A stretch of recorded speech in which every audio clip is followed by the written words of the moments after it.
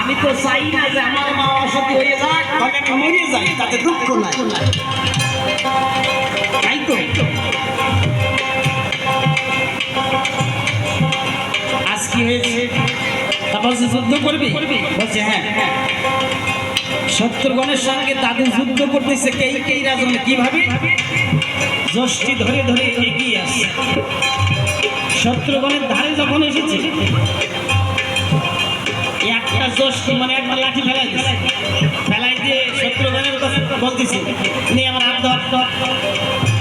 মানে চিন্তা করো, নাতির সঙ্গে যুদ্ধ করবে তা আগে বলছে আমার হাত ধর। এক হাত ধরছে, আর এক হাতের লাঠি ফেলাই দাদু বলে এই হাত ধর, দুই হাত ধরছে। এবারে দাদু যদি ছাড়িয়ে দেয়, ছাড়িয়ে দেখি দাদু সিট করতে মানে পিছনের দিকে এলাম হয়েছে, বুঝছো? ওই যষ্টি একটা শত্রুগণ হয়েছে, সামনের দিকে নাই, পিছনের দিকে যদি ভুলিয়ে কোনো রকম ভাবে হাত একবার ছাড়িয়ে দেয়, ওই পড়িয়েই শাসন করেছিল।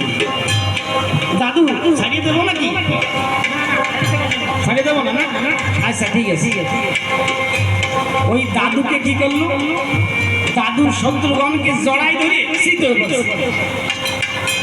শত্রুগণ বলছে সারা গুরু একেতে বড় হয়ে গেছে, তারপরে যুদ্ধ করতে পারে না, তাদের যুদ্ধ হয়ে গেছে, পড়িয়ে গেছে, যুদ্ধ হয়ে গেছে, পড়িয়ে গেছে, যুদ্ধ হয়ে গেছে। হ্যাঁ,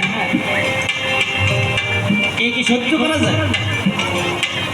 শক্তি নাই, কিছু নাই, বসে এই পাগল যুদ্ধ যাচ্ছে কেটানে দাদু করছে, দাদু শীত হয়ে পড়ছে, দাদুই করছে যুদ্ধ যাচ্ছে কেটা।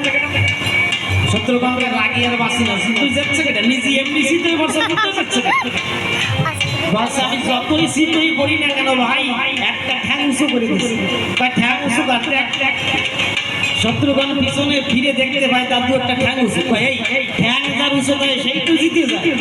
তার দাদু আর নাতির ঠ্যাং উঁচু, দাদুও জিততে পারে, নাতিও জিততে পারে। তা বলছে দাদু ভাই যে পত্র লিখেছিস আমার মনে হয় টিকবে না। শত্রুগণ অহংকারের বশে অবশেষে